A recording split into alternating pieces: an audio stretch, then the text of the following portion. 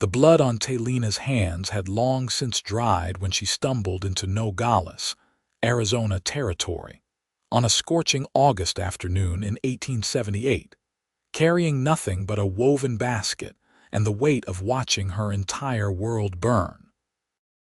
She had walked for 3 days through the desert without seeing another living soul, which was exactly what she wanted after the cavalry had finished their work on her village.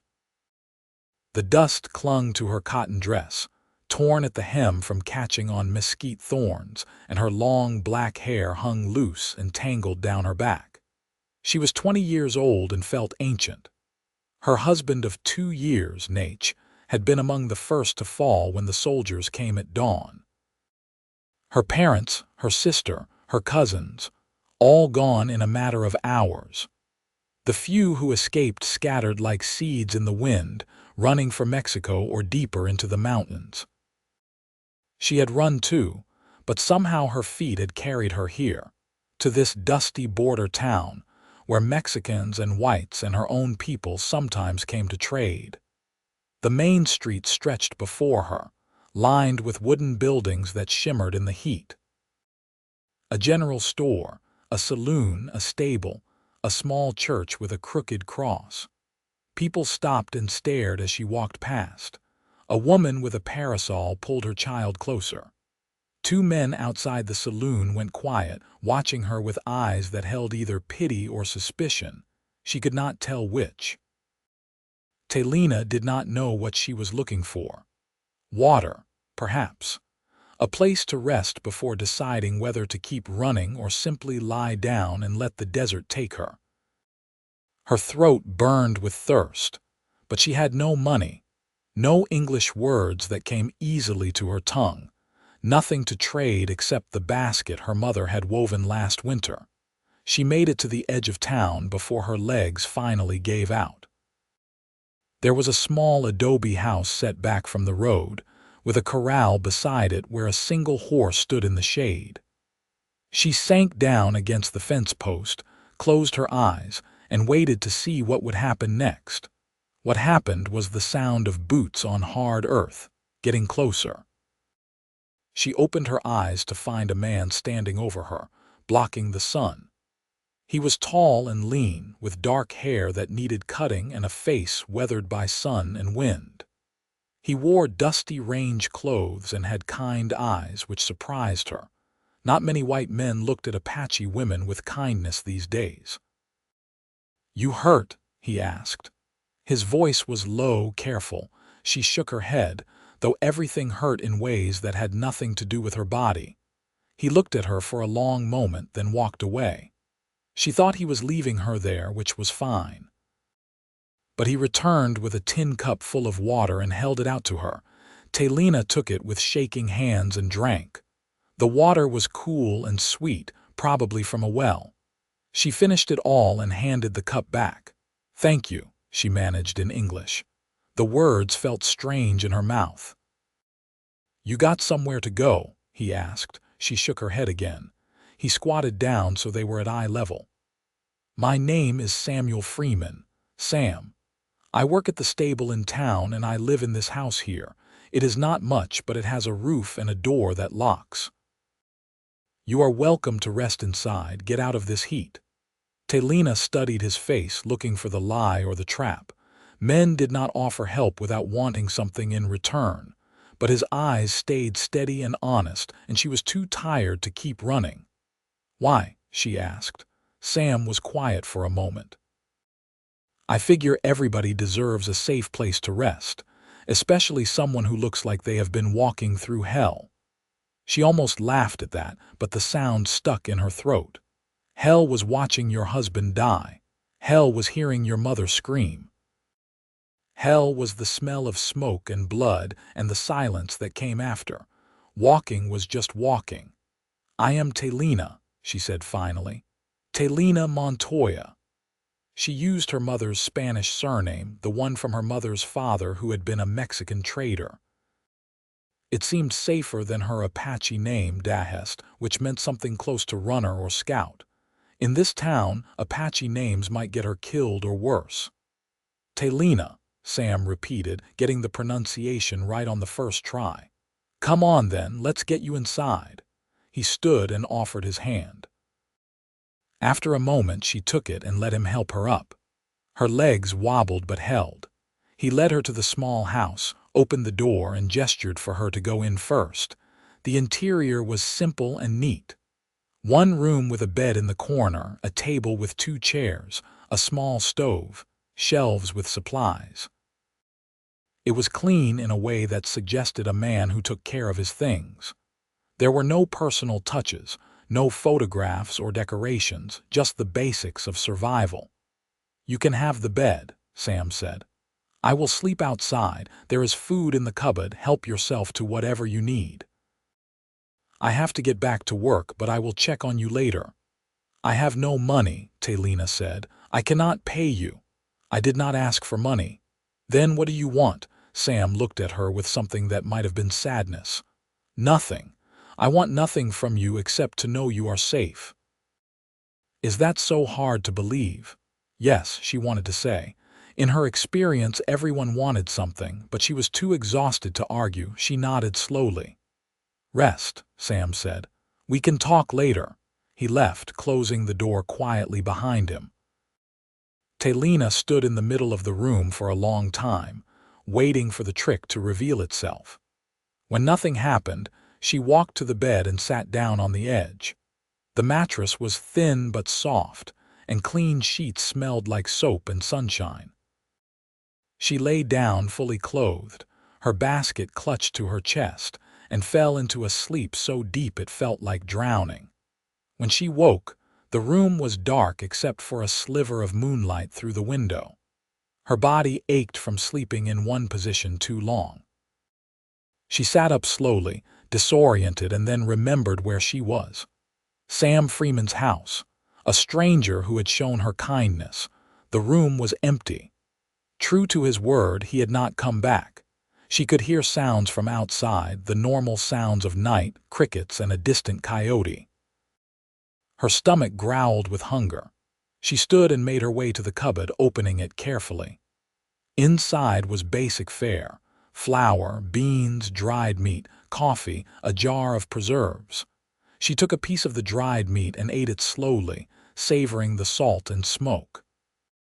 She was reaching for another piece when the door opened. Sam came in carrying a bedroll and a lantern. He stopped when he saw her awake. "Did not mean to startle you," he said. "How are you feeling?" "Better," Talina said. It was not entirely true, but it was not entirely false either. Her body felt better, at least. Her heart was still shattered. Sam set down his bedroll in the corner farthest from the bed and lit the lantern, adjusting it to a low glow. "I brought some stew from the boarding house down the street. Figured you might be hungry." He produced a covered pot and 2 bowls. The smell of beef and vegetables made her stomach clench with need. They sat at the table, and he ladled out generous portions. They ate in silence at first, and Talina realized how hungry she had been.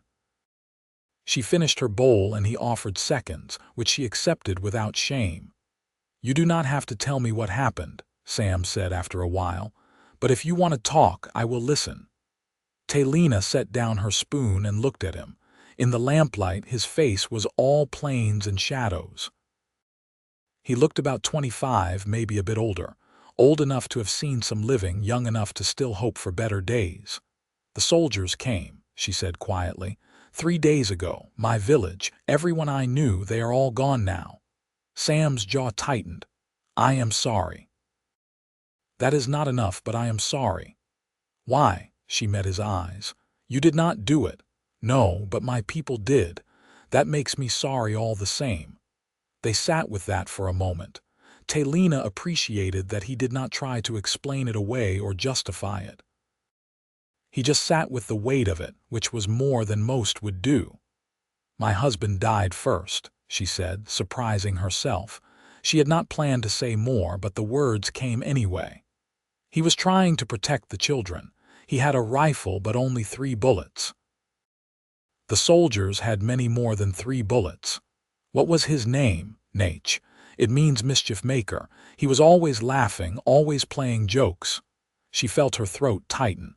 He did not laugh when he died. Sam reached across the table and put his hand over hers. It was a simple gesture, not romantic or possessive, just human comfort. She did not pull away. "You got people anywhere else?" he asked. "Family, friends?" "I do not know. Some ran. I ran too, but in a different direction. I do not know who survived or where they went." "So you are alone?" "Yes." Sam nodded slowly, thinking. "You cannot stay in Nogales without papers, without protection. People here, they will cause problems for an Apache woman on her own. I have seen it before. I know." "But if you were not on your own," Sam said carefully, "if you had a husband, say, someone to vouch for you, claim you as his wife, that would be different." Talina pulled her hand back and stood up quickly, her chair scraping against the floor. "I do not sell myself. That is not what I am saying." Sam stood too, hands raised. "Listen to me. I am not talking about anything like that. I am talking about protection, legal protection, my name." "Why would you do this?" Sam was quiet for a long moment. When he spoke, his voice was soft but steady. "Because I know what it is like to be alone in this world. I know what it is like to have no one care if you live or die. I would not wish that on anybody. You do not know me. No, but I know you deserve better than what happened to you, and I know I can help if you will let me." Talina studied him in the lamplight. She was looking for dishonesty, for hidden motives, for the crack in his kindness that would reveal the darkness underneath. But all she saw was a lonely man offering what he could. "What would you want in return?" she asked. "Nothing you do not want to give. We would share the house, but you would have your space and I would have mine. You could help with cooking and such if you wanted, but that would be your choice. I would provide for you, keep you safe, give you my name so you have legal standing. That is all." "That is all," she repeated, not believing it could be so simple. "That is all," Sam confirmed. "I am not looking for a real wife, Talina. I am not looking for love or anything like it. I am just a man with a little bit of space and enough food to share.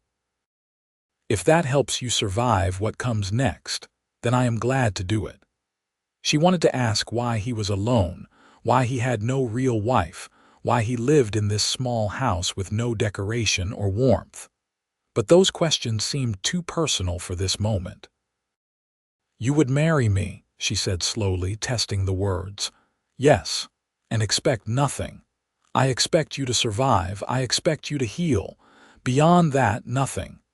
Talina walked to the window and looked out at the dark night. Somewhere out there were the ashes of her village, the bodies of her family, the scattered survivors running for their lives.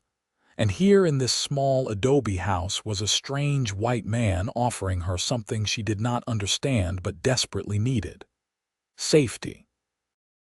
"If I say yes," she said without turning around, "and then I want to leave, you would let me go, of course. You would not hurt me." "Never." She turned to face him. "How do I know you are telling the truth?" Sam spread his hands. "You do not. You have to decide if you trust me or if you would rather take your chances out there. I will not be offended either way. It is your choice." That more than anything made up her mind. He was giving her a choice. After 3 days of running, of having no control over anything in her life, someone was giving her a choice. "Yes," she said. "I will marry you." Sam nodded once, something like relief crossing his face. "All right then. Tomorrow I will talk to the priest at the church. We will make it legal and proper. Tonight you rest. We can figure out the details as we go." He picked up his bedroll and headed for the door. "Where are you going?" Talina asked. "The stable. I will sleep there tonight, give you space to think. You do not have to leave your own house." "I know, but I think we both could use some space right now." After he left, Talina sat on the bed and tried to understand what had just happened. She had agreed to marry a man she had met hours ago. A white man. A stranger. It was madness. But it was also survival, and right now, survival was all she had. She lay down on the bed again, but sleep was harder to find this time. Her mind kept turning over the day's events, looking for the trap she must have missed. But exhaustion eventually won, and she drifted off with the smell of soap and strangers surrounding her. Morning came too bright through the window. Talina woke to the sound of movement outside. She got up and splashed water on her face from the basin on the small table, then looked at herself in the cracked mirror hanging on the wall. She looked like a ghost. Her eyes were hollow, her skin stretched tight over her bones. She looked like someone who had walked out of death. There was a knock on the door. "Talina, you decent?" "Yes." Sam came in with a bundle under his arm. "Morning, I brought you some things." He set the bundle on the table and unwrapped it. Inside was a simple blue dress, much nicer than the torn one she wore, and a comb. "I borrowed these from Mrs. Chen at the boarding house. She is a kind woman, does not ask too many questions. The dress should fit well enough." Talina touched the fabric. It was soft cotton, clean and whole. "Thank you. I will step outside while you change. When you are ready, we will go see Father Miguel at the church." He left again, and Talina changed quickly. The dress fit reasonably well, a little loose in places but nothing too bad. She used the comb to work the tangles from her hair, which took longer. When she was done, she braided it into one long plait down her back. Outside, Sam was waiting with 2 cups of coffee. He handed her one and she took it gratefully. They stood in the morning sun, drinking coffee and not talking, which suited Talina fine. There was too much to say and no words big enough to say it. "Ready?" Sam asked finally. She nodded, and they walked together into town. The streets were busier now, people going about their morning business. Talina felt their eyes following her, felt the weight of their judgment and curiosity. She kept her head up and her eyes forward. The church was small but well kept. Father Miguel was a short Mexican man with kind eyes and gray in his beard. He looked surprised when Sam explained what they wanted. "Marriage," the priest said. "Today?" "Yes, Father, as soon as possible." Father Miguel looked at Talina, then back at Sam. "This is very sudden." "I know. But we are sure. You understand this is a sacred commitment, before God and the community." "I understand, Father." The priest turned to Talina. "And you, child, do you enter this marriage freely? No one is forcing you." Talina met his eyes. "No one is forcing me." Father Miguel studied them both for a long moment. Whatever he saw seemed to satisfy him, or at least convince him not to ask more questions. "Very well, I will need witnesses, and there is a small fee." "I will get the witnesses," Sam said. "As for the fee, I can pay it." Within an hour, they were standing in the small church with 2 witnesses Sam had rustled up. One was a woman named Mrs. Chen, the same one who had provided the dress. The other was an older man named Bill who worked at the stable with Sam. Father Miguel performed the ceremony in Spanish and English both, keeping it brief. "Do you, Samuel Freeman, take this woman, Talina Montoya, to be your lawfully wedded wife?" "I do." "And do you, Talina Montoya, take this man, Samuel Freeman, to be your lawfully wedded husband?" She hesitated for just a moment, thinking of Nate, of the life she had lost. Then she pushed that grief down deep and answered, "I do." "Then by the power vested in me, I pronounce you husband and wife. What God has joined, let no man separate." Just like that, it was done. Sam signed the marriage certificate, and Talina made her mark beside his name, not trusting her English letters. Father Miguel signed as officiant, and the witnesses added their names. It was legal and binding. Outside the church, Mrs. Chen hugged Talina gently. "Welcome to Nogales, Mrs. Freeman. If you need anything at all, you come see me at the boarding house." "Thank you," Talina managed. Bill shook Sam's hand and clapped him on the shoulder. "Congratulations. You are a lucky man." After the witnesses left, Sam and Talina stood together in the morning sun, married and strangers. "Well," Sam said, "I suppose we should get back to the house. I have to work this afternoon, but you can rest or do whatever you like." They walked back in silence. Inside the house, everything looked the same, but everything felt different. This was her home now. Sam was her husband. She bore his name, Talina Freeman. It felt foreign and strange on her tongue. "I should say," Sam began, "that I meant what I told you. This does not have to be a real marriage in all ways. You can have the bed and I will sleep on the floor or outside. We can live as roommates more than anything else." "Why did you do this?" Talina asked suddenly. "Really? There must be a reason." Sam took off his hat and ran a hand through his dark hair. He looked uncomfortable. "I told you. I know what it is like to be alone. But why do you care about a stranger? About me?" He was quiet for so long she thought he would not answer. Then he sat down at the table and gestured for her to do the same. "5 years ago," he said slowly, "I was riding with a cattle drive up from Texas. We got caught in a storm, bad one. Lightning spooked the herd and there was a stampede. My horse threw me and I broke my leg. The drive kept going, could not wait for one cowhand. They left me there with a canteen and some jerky and good luck."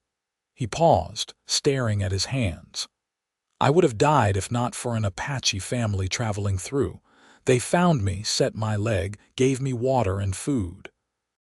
Kept me alive for 2 weeks until I could ride again. They did not have to do that. I was just some white cowboy and Lord knows my people had not been kind to theirs. But they helped me anyway, because that is what decent people do." Talina felt her chest tighten. "What happened to them?" "I do not know. They moved on once I was well enough. I never saw them again, but I never forgot what they did for me. So when I saw you yesterday, alone and hurting, I thought maybe I could pay back a little of what I owe. Maybe I could be decent too." She understood then. This was about debt and honor and trying to be good in a world that made it hard. This was about a lonely man with his own ghosts trying to do right by someone else's. "Thank you," she said quietly, "for telling me, for helping me. You do not have to thank me. We will help each other." That is what married folks do, even when the marriage is just paper and practicality. But even as he said it, Talina wondered if it would stay that simple. There was something in the way he looked at her, something in the gentleness of his voice, that suggested this arrangement might become complicated. And there was something in the way her heart skipped when he smiled, something in the safety she felt in his presence, that suggested she might not mind if it did. The days that followed fell into a rhythm. Sam worked at the stable from dawn until late afternoon, caring for horses and doing odd jobs around town. Talina stayed at the house, slowly making it feel less like a stranger's space and more like a home. She cleaned and cooked, using the skills her mother had taught her. She took pride in having hot food ready when Sam came home tired and dusty from work. They talked in the evenings, cautious conversations that slowly grew more comfortable. Sam told her about growing up in Missouri, about how his parents died of fever when he was 16, about drifting west with no particular plan except to keep moving. Talina told him about her childhood, about learning to weave baskets and gather herbs, about her sister who could make anyone laugh. They both avoided the most painful topics, the freshest wounds, but they shared enough to start understanding each other. After a week, Mrs. Chen came by to visit, bringing fresh bread and curiosity. She was a small Chinese woman in her 50s with sharp eyes and a kind heart. "So," she said, settling herself at the table while Talina served tea, "how are you finding married life?" "It is fine," Talina said carefully. "Fine. What a word. Fine is what you say when nothing is wrong but nothing is particularly right either." She studied Talina over her teacup. "Sam is a good man, quiet, keeps to himself but decent. You could have done worse. I know. But you could have done better too if circumstances were different. Talina looked up, surprised by the woman's bluntness. Mrs. Chen smiled. I am old enough to see what is in front of me. This was a marriage of convenience, yes. For protection. There seemed no point in lying. Yes, I thought so. Well, there is no shame in that. Sometimes survival requires us to make practical choices. But I will tell you something, girl. Practical choices can turn into real feeling if you let them. I married my husband because my family arranged it. I did not love him at the start. But 40 years together taught me love. He died 3 years ago and I miss him every day. I am sorry for your loss, and I for yours, Mrs. Chen reached across the table and patted her hand. I see grief in your eyes. I know you lost someone before you came here, but grief does not mean your heart is broken forever. It just means you loved well, and hearts that love well can love again. After she left, Talina thought about those words. Could she love again? Did she want to? Nate had been her first love, her childhood sweetheart. They had grown up together, had married young with such hope for the future. That future had been stolen from them. And now, she was in this strange situation with a white cowboy who gave her his name and asked for nothing in return. She realized she was starting to feel more than gratitude toward Sam. She looked forward to his arrival home each evening. She liked the way he thanked her for dinner, the way he asked about her day as if her answer mattered. She liked his quiet strength and his unexpected kindness. And sometimes, when he smiled at her across the table, she felt a flutter in her chest that had nothing to do with grief and everything to do with possibility. One evening, about 2 weeks after their marriage, Sam came home later than usual. When he walked in, his knuckles were scraped and there was a bruise forming on his jaw. Talina stood up from the table. What happened? Nothing. Just some trouble in town. That is not nothing. Sit down. She fetched water and clean cloth and made him sit while she tended to his knuckles. His hands were calloused and work roughened, but he sat still and patient while she cleaned the scrapes. There were some men at the saloon, he said finally. They were saying things about you, about Apache women. I told them to stop. They did not want to stop. So you fought them. Only a little, just enough to make my point. Talina paused in her cleaning and looked up at him.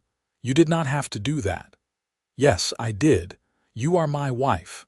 I am not going to stand by while men say such things. Your wife on paper. Sam caught her hand, holding it gently. Maybe it started that way, but it is starting to feel like more than paper to me. Her heart hammered in her chest. What do you mean? I mean I care about you, Talina, more than I expected to. More than I probably should, given how we started. But there it is. I care about you and I will not let anyone disrespect you. She pulled her hand back, suddenly nervous. Sam, I cannot. It is too soon. I am not ready to be a real wife. I know. I am not asking you to be. I am just telling you how I feel. You can do with that information whatever you want. If you never feel the same, that is all right.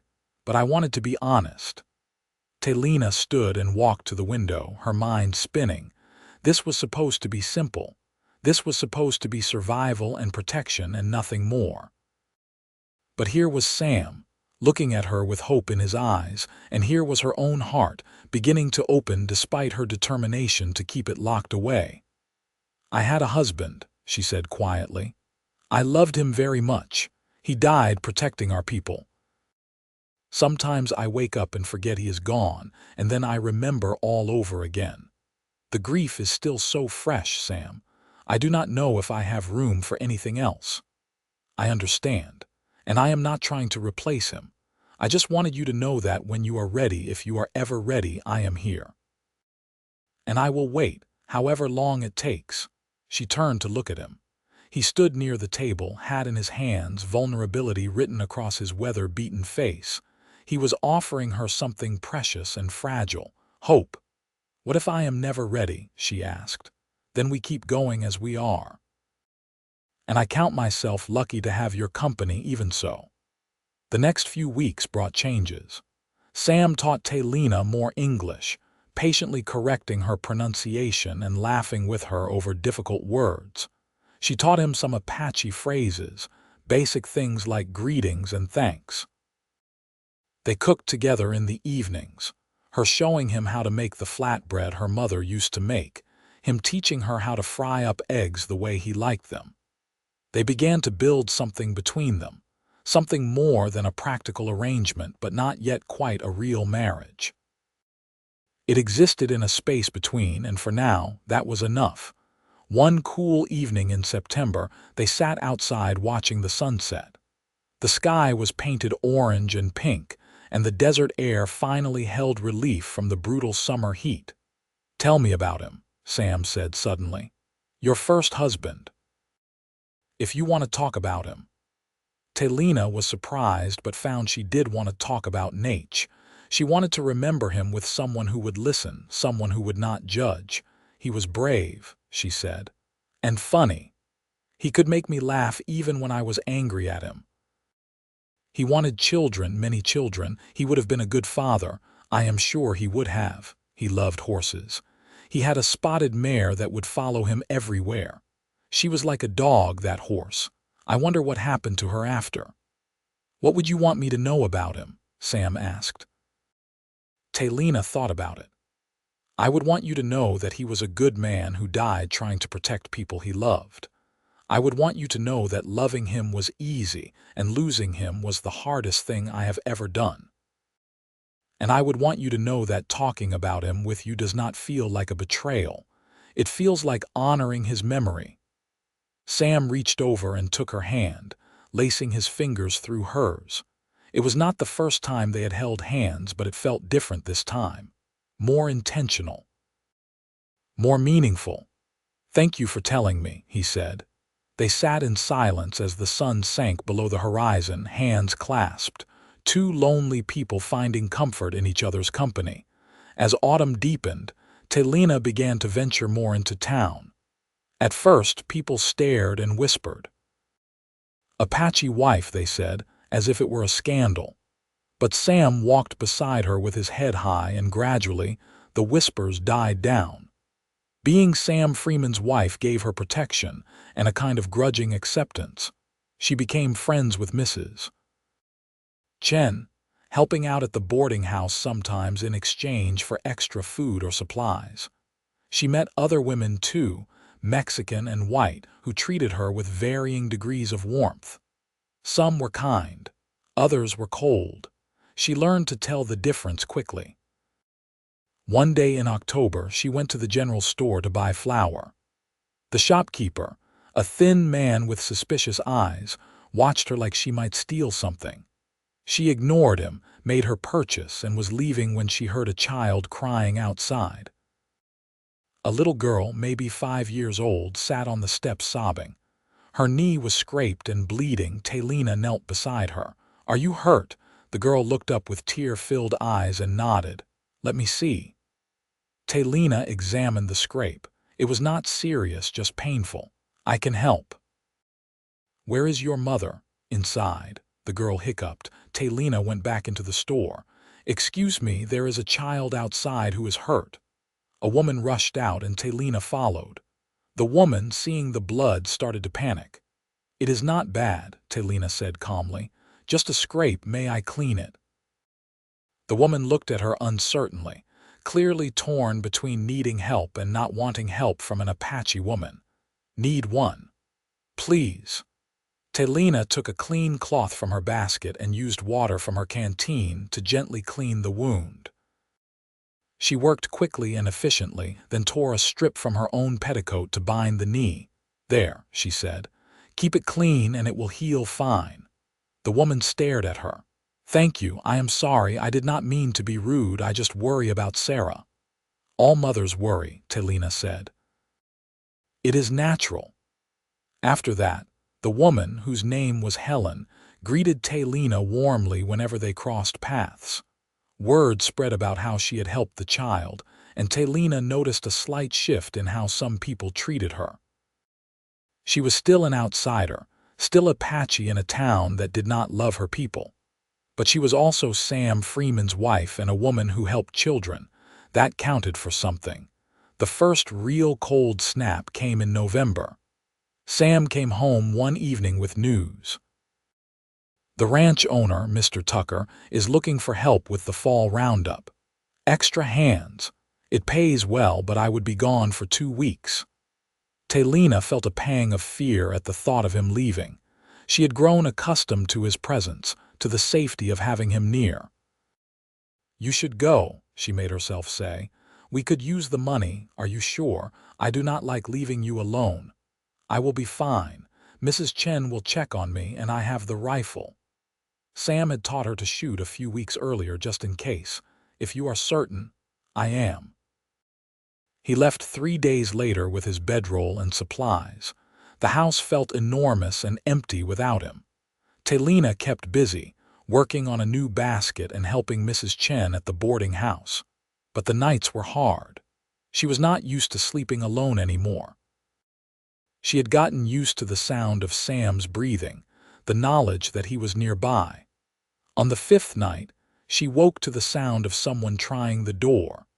Her heart hammered as she grabbed the rifle and crept to the window. In the moonlight, she could see 2 men outside, clearly drunk, fumbling with the door latch. "Come on out, Apache girl," one of them called. "We just want to talk." Talina recognized the voice. One of the men from the saloon, the one Sam had fought with. She cocked the rifle, the sound loud in the quiet night. "Go away, my husband will be back soon." "No, he will not. He is gone for 2 weeks. We know. And we think it is time someone taught you your place." Fear spiked through her, but she kept her voice steady. "I have a rifle and I know how to use it. Leave now or I will shoot." "You would not dare." She fired a shot through the window, aiming high so it would not hit anyone but would make her point. The blast was deafening. The men stumbled back, cursing. "Next one will not be a warning," she called. They hesitated, then retreated into the darkness. Talina stood by the window all night, rifle ready, but they did not return. In the morning, she went to the sheriff's office and reported what had happened. The sheriff, a heavy-set man named Joe, listened with a bored expression. "You did fire a weapon in town," he said. "That is against ordinance. I was defending myself, so you say. But those men, they say they were just walking by and you started shooting. They are lying. Maybe, maybe not. I suggest you be more careful, Mrs. Freeman. Accidents happen." Talina left the office furious and shaken. It was clear the sheriff would not help her. She was on her own. She went to Mrs. Chen, who listened to the story with a grim expression. "I will send my nephew to sleep on your porch until Sam gets back," she said. "Those men will not try anything with a witness nearby. I do not want to cause trouble for your family. You are not causing trouble, they are, and we take care of our own around here. You are one of us now, whether those fools like it or not." Mrs. Chen's nephew, a young man named Y, did indeed sleep on the porch for the remaining nights. His presence was enough to keep trouble away. When Sam finally returned, dusty and tired and carrying his pay, Talina nearly cried with relief. She told him what had happened. His face went dark with anger. "I should not have left you. You had to work. We needed the money. I handled it. You should not have to handle men like that. I will talk to them." "Sam, no, it will only cause more trouble." But he was already grabbing his hat. "They do not get to threaten you. They need to understand that." He left before she could stop him. She waited anxiously, pacing the small house. He returned an hour later with scraped knuckles again, but a satisfied expression. "It is handled," was all he said. After that, no one bothered her again. Word had gotten around that Sam Freeman would fight for his Apache wife, and that was enough to keep most trouble at bay. Winter came to Nogales, cold nights and mild days. Sam made improvements to the house, adding a second room so they each had space. But increasingly, Talina found herself spending time in his space rather than her own. They would sit by the fire in the evenings, talking or reading or simply being together in comfortable silence. She realized she was falling in love with him. It was different from what she had felt for Nate. That had been the passionate love of youth, all fire and excitement. This was quieter, steadier. It was the love of knowing someone, of being known, of choosing each other day after day. On Christmas Eve, Sam gave her a gift. It was a small leather-bound journal and a pencil. "I thought you might want to write things down," he said. "Your memories, your thoughts, whatever you want." Talina held the journal carefully. "This must have cost a lot. You are worth it." She looked up at him, this man who had given her everything and asked for nothing. "I have nothing to give you." "That is not true." "What have I given you?" Sam smiled, and it transformed his whole face. "You have given me a reason to come home at the end of the day.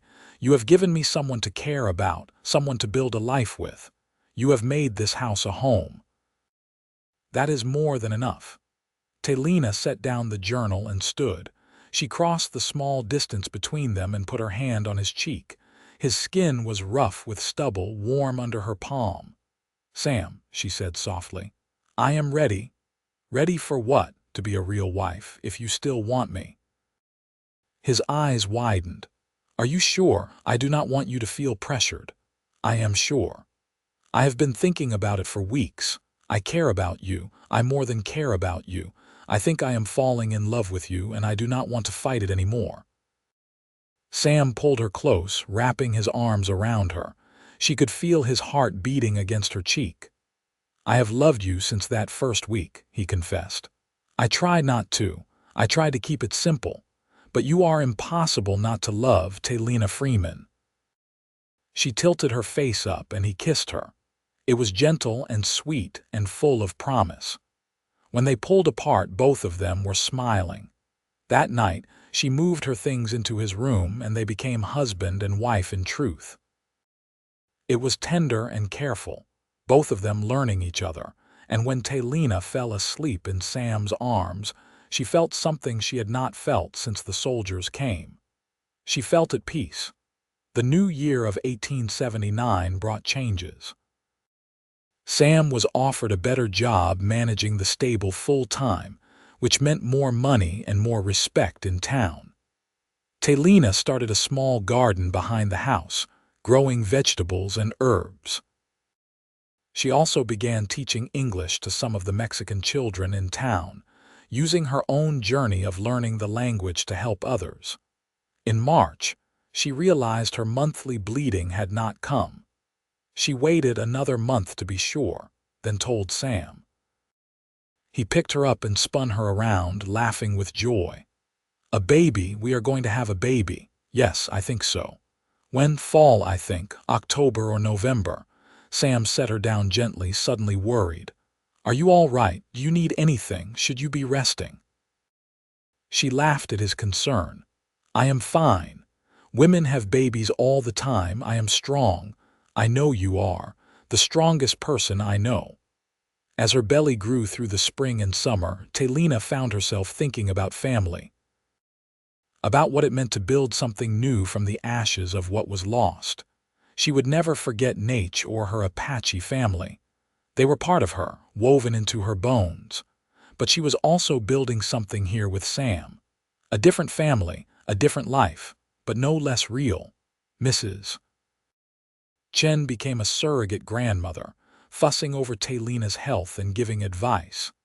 Helen, the woman whose daughter Talina had helped, brought baby clothes her own children had outgrown. Even some of the other women in town, ones who had been cold at first, softened and offered help. On a warm October evening, Talina's labor began. Mrs. Chen came to help and Helen too, and together they guided Talina through the long night. Sam waited outside, pacing nervously until finally, just before dawn, he heard a baby's cry. Mrs. Chen came out beaming. "You have a son. Strong and healthy." Sam rushed inside. Talina lay in bed, exhausted but glowing, holding a tiny bundle. His son. Their son. He is perfect, Sam whispered, sitting beside her. What should we name him? Talina asked. They had discussed names before but had not decided. Now, looking at the baby's face, Sam said, "What about Thomas, after my father, but with an Apache name too, something from your family?" Talina thought, "Casa, it means crow, my father's name. Thomas Casa Freeman, I like it." Little Tommy, as they called him, was a good baby, all things considered.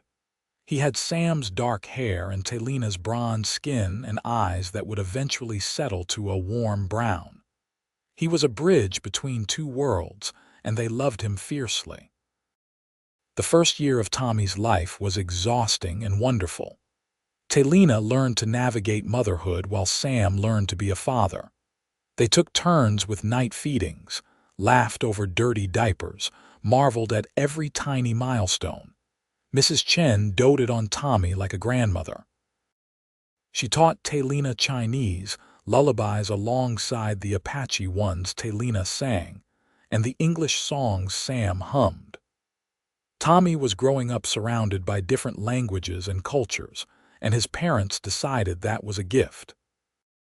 When Tommy was about a year old and toddling around the house getting into everything, Sam came home with unexpected news. "Mr. Tucker is selling his stable," he said. "He wants to retire, move back east to live with his daughter. He offered to sell it to me at a fair price. I have been saving and I think I can make it work. You want to buy the stable? I do. It is a good business. We could expand it, maybe add on a blacksmith shop. It would be ours, Talina. Something to pass down to Tommy and any other children we have." "Other children," she smiled. "You want more, do you not?" "I do. I always wanted a big family. Then let's do it. Let's build something that lasts." They bought the stable that spring. It was hard work getting it running smoothly, but Sam was good with horses and people, and word spread about the quality of his work. Talina helped too, managing the books and dealing with customers when Sam was working with the animals. Tommy played in the stable yard, carefully watched, learning about horses from his father. By 1882, they had 2 more children. First a daughter they named Lily Susan, with dark curls and her mother's quick smile. Then another son, James Daniel, quieter than his siblings but no less loved. The small adobe house was bursting at the seams, so Sam built an addition, then another.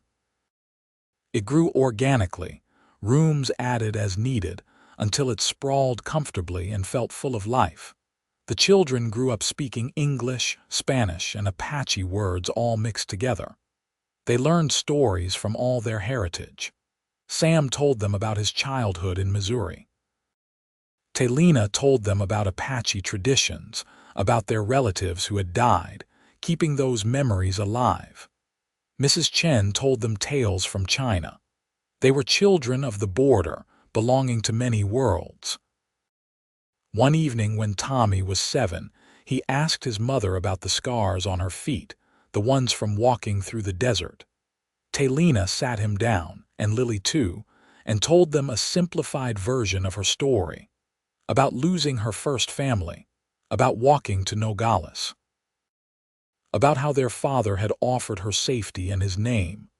"So you married Papa because you had to?" Tommy asked. "At first, yes, but then I fell in love with him, and now I cannot imagine my life without him." "That is so romantic," Lily sighed. She was 5 and already dreamy. "It was scary first," Talina corrected. "Romance came later, but yes, I suppose it is romantic too." Sam, listening from the doorway, came and kissed the top of her head. "Best decision I ever made." The children groaned at the affection, but they were smiling. As the 1880s progressed, Nogales grew and changed. More people came, more businesses opened. The Freeman stable was known as the best in town. Sam and Talina were respected members of the community. Their mixed family accepted in a way that might not have been possible just a few years earlier. Talina never forgot where she came from. She kept Apache traditions alive in her home, taught them to her children, spoke her language so it would not die on her tongue. Sometimes she wondered about the survivors from her village, if they were still alive, if they had found peace. She hoped so. In 1886, when Tommy was 8, Lily 6, and James 4, Talina became pregnant again. This one was harder than the others. She was older now, 30, and her body struggled. Mrs. Chen and the doctor both worried, but Talina was determined. In late January of 1887, after a difficult labor, she gave birth to twins. A boy and a girl, smaller than her other babies but healthy. They named them Sarah Rose and Samuel Jr., called Sally and Little Sam. With 5 children, life was chaotic and full. The stable was doing well, and they had enough money to hire help. Tommy was old enough to start working with his father. Lily helped her mother with the younger children and was learning to read and write well. James was quiet but clever, always watching and learning. Sam looked at his family gathered around the dinner table one evening, the noise and laughter and occasional squabble, and felt overwhelming gratitude. He had been so lonely before Talina, and now his life was full to bursting. "What are you thinking about?" Talina asked, catching his expression. "Just that I am a lucky man." "We are both lucky," she corrected. "We found each other when we both needed finding." That night, after the children were finally asleep, Sam and Talina sat outside under the stars like they used to do when they were first married. "You ever regret it?" Sam asked. "Marrying me? Staying here instead of trying to find your people?" Talina leaned against him. "No regrets. I honored Nate by surviving, by living a good life. And I found love again, which I did not think was possible. I have beautiful children and a home and a husband who cherishes me. How could I regret any of that? I just want you to be happy." "I am happy, Sam, truly happy. Are you?" "Happier than I ever thought possible." They sat in comfortable silence, listening to the night sounds of the desert. Inside the house, their children slept safe and warm. It was everything they had built together, from the ashes of loss and the courage of 2 lonely people who took a chance on each other. As the years rolled on, the Freeman family became a fixture in Nogales. Tommy eventually took over much of the stable work from his father. Lily became a teacher, educating children of all backgrounds. James discovered a talent for drawing and painting, capturing the beauty of the desert and its people. Sally and Little Sam, the twins, were still young but showing their own unique personalities. Sam and Talina grew older together, their hair graying, their faces lined with age and laughter. They had weathered storms and celebrated joys. They had built a business and a family and a life that mattered. On their 20th wedding anniversary in 1898, their children threw them a party. Half the town showed up. There was food and music and dancing. Mrs. Chen, now quite elderly but still sharp, gave a speech about how she had known from the beginning that they would make it. "Some love stories start with passion," she said. "Some start with convenience. But the best ones, the ones that last, start with choice." Sam and Talina chose each other every single day for 20 years. That is real love. Later, when the party had wound down and they were alone, Talina and Sam danced slowly in their yard under the stars. 20 years, Talina marveled. "It feels like both forever and no time at all." "Do you remember that first day?" Sam asked. "When you collapsed by my fence, how could I forget? I thought I was going to die in the desert. Instead, I found you. I am glad you found me. I am glad you saw me, really saw me. Not just an Apache widow, but a person who needed help." Sam pulled her closer. "I saw you. I still see you. And I love what I see." They kissed under the stars, still in love after all these years, still grateful for the chance encounter that had changed both their lives. By the turn of the century, Talina was 51 and Sam was 56. Their children were grown or nearly so. Tommy had married a sweet Mexican girl named Rosa and given them 2 grandchildren. Lily was courting a young teacher from Tucson. James had moved to California to pursue his art but wrote often. The twins were 15 and full of energy and opinions. Sam's health began to decline slightly. Nothing serious, just the aches and pains of age. Talina took care of him the way he had once taken care of her, with patience and love. One evening in the summer of 1901, they sat on their porch watching the sun set. It was a ritual they had maintained for over 20 years. "I want you to know something," Sam said suddenly. "If I had to do it all over again, I would not change a single thing, even the hard parts. Especially the hard parts, they made us who we are." Talina took his hand. "I feel the same way. When I lost my first family, I thought my life was over, but it was just changing. You gave me a second chance at happiness. You gave me a new family. I will never stop being grateful for that." "You gave me everything," Sam said. "Purpose, love, children, a real home. I was just drifting before you. You anchored me." They sat in comfortable silence as the sky turned orange and pink and purple. Their grandchildren's laughter drifted from inside where Rosa was helping them make cookies. Life continued, generations growing and changing, but this moment was theirs. "Tell me again," Talina said softly, "about the day we met." So Sam did, telling the story they both knew by heart. About a hot August day in 1878, about an Apache widow with hollow eyes. About a cowboy who offered water and safety. About a marriage that started as survival and became love. When he finished, Talina leaned her head on his shoulder. "Best story I know." "Ours to tell," Sam agreed. The years continued to pass, gentle and full. Sam lived to see all his children settled and happy. He lived to meet 8 grandchildren and see the stable pass to Tommy's capable hands. He lived to celebrate 40 years of marriage to Talina, surrounded by family and friends. When he died peacefully in his sleep at the age of 72 in 1916, Talina held his hand and thanked him for every day they had shared. She grieved, but it was not the shattering grief of her youth. It was the sadness of losing a partner who had lived a full life beside her. At his funeral, she stood strong while her children and grandchildren wept.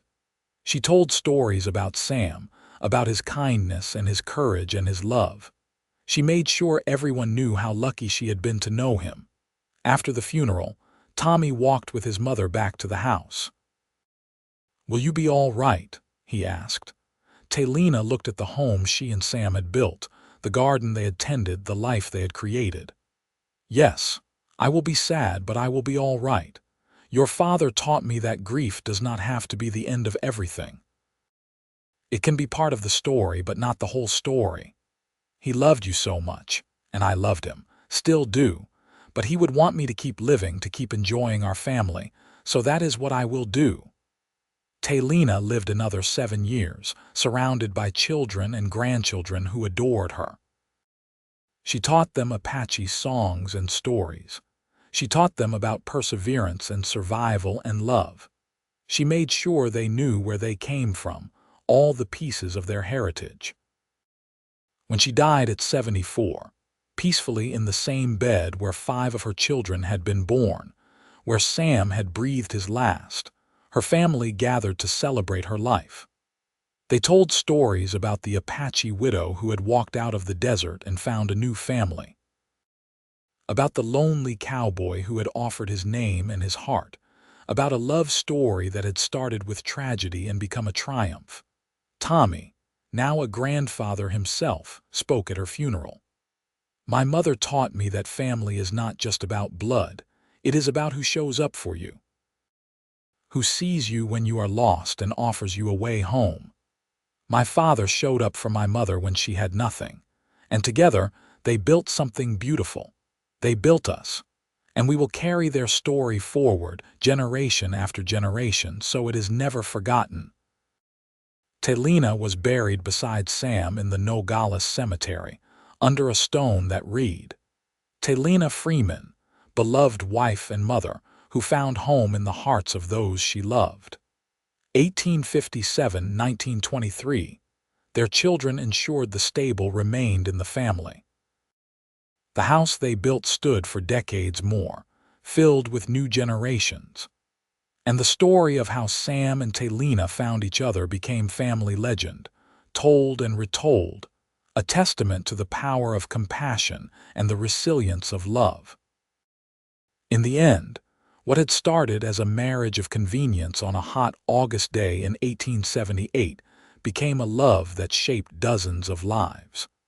The Apache widow found more than survival in Nogales. She found a partner who saw her humanity when others saw only her otherness. She found a man who offered his name without conditions and his heart without reservations.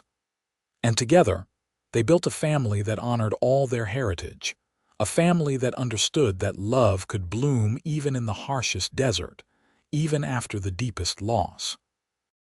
Their grandchildren grew up hearing how great-grandfather Sam and great-grandmother Talina met, how he gave her water when she was dying of thirst, how they married for protection and fell in love for real, how they faced prejudice and hardship together, how they raised 5 children and built a business and a life that mattered. And long after both Sam and Talina were gone, their legacy remained. In the children who carried their names and their blood, in the stable that still bore the Freeman name, in the stories passed down through generations, in the understanding that family is not just who you are born to, but who you choose and who chooses you. The Apache widow who walked into Nogales with nothing walked out of life having built everything. And the lonely cowboy who offered his name found that in giving, he received more than he ever imagined. Their love story, born from tragedy and survival, became a beacon of hope. Proof that even when everything is lost, new beginnings are possible, that kindness can change a life. That love, real love, can be found in the most unexpected places. And in the heart of Arizona, in a town on the border where cultures mixed and merged, the story of Sam and Talina Freeman lived on, a reminder that the best families are built not just by blood, but by choice, commitment, and enduring love.